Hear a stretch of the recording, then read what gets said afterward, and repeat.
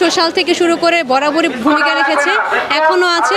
So তরুণরাই পারবে, আমরা আশা করি, আমাদের সেই আস্থা আছে। শিক্ষার্থী হিসেবে গর্ববোধ হচ্ছে, এটা একটা কথা। আর ত্রাণ যেটা যতটুকু জানি যে আজকে অনেক স্পটে পৌঁছে দেওয়া হবে গাড়ি গাড়ি করে, অলরেডি বাইরে গাড়ি ট্রাক লোড করা হচ্ছে। তো ওইভাবে করে যখন পাঠিয়ে দেওয়া হবে, কিছু জায়গা খালি হবে, তখন আরও যখন ত্রাণ আসবে সেখানে রাখা হবে। তো তার পরবর্তীতে কী প্ল্যান হয়তো বা সিনিয়ররা জানে, আমি ক্লিয়ার বলতে পারবো না। আজকে যে টিএসসিতে যে ত্রাণ সামগ্রী এসেছে, সেই ত্রাণ সামগ্রীগুলো কিন্তু ফেনী, কুমিল্লা, চট্টগ্রাম, খাগড়াছড়ি যে বন্যা কবলিত এলাকায় যেই টিমগুলো রয়েছে বৈষম্য বিরোধী ছাত্ররা, সেই টিমগুলোর কাছে কিন্তু তারা ট্রাক কিন্তু অলরেডি নিয়ে এসেছেন।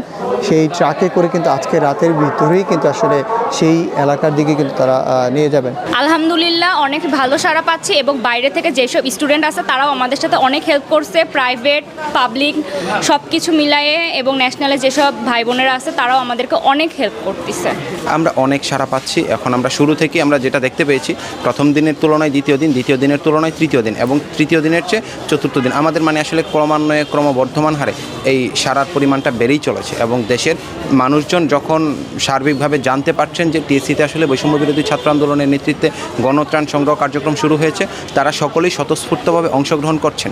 যে ত্রাণ সামগ্রী রয়েছে, সেই ত্রাণ সামগ্রী কিন্তু আসলে শারীরিক কেন্দ্র যেখানে রয়েছে সেখানে কিন্তু বৈষম্য বিরোধী শিক্ষার্থীরা তারা নিয়েছেন, এবং নগদ অর্থ এবং যে অফিসিয়াল যে ঔষধের যে বিষয়গুলো রয়েছে সেখানে কিন্তু এই জায়গাতে আসলে তারা নিচ্ছেন। এবং আমরা দেখতে পাচ্ছি সাধারণ মানুষ যারা রয়েছে তারা কিন্তু একে একে করে আসছেন।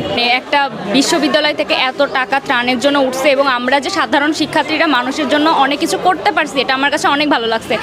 যেমন আমি একজন প্রাইভেট ইউনিভার্সিটির স্টুডেন্ট, অনেক প্রাইভেট ইউনিভার্সিটির স্টুডেন্ট, ন্যাশনাল ইউনিভার্সিটির স্টুডেন্ট এসে ঢাকা বিশ্ববিদ্যালয়ে কাজ করছে, এবং আমরা সবাই মিলে যে যেখানকার যেই এলাকার মানুষ সেই এলাকা থেকে ত্রাণের যেসব সংগ্রহ করতেছি, কালেক্ট করছি, এবং ঢাকা ইউনিভার্সিটিতে নিয়ে এসে আমরা এইটা জমা করতেছি এবং তাদেরকে দিয়ে, এবং সব কিছু মিলাই আমাদের অনেক ভালো লাগতেছে। ঠিকভাবে যেন সব কিছু পৌঁছে দেওয়া হয়। যারা এখন কোনো কিছু পাচ্ছে না, নোয়াখালী, ফেনী, কুমিল্লা, যারা একদম অসহায় হচ্ছে, তাদের একটু নির্বাসনের ব্যবস্থা, সব ওষুধপত্র, বাচ্চাদেরকে টেক কেয়ারের ব্যবস্থা সব যেন ওনারা করে। তৃতীয় দিনের মাথায় কিন্তু 2,25,47,470 টাকা কিন্তু আসলে অর্থ প্রদান কিন্তু হয়েছে।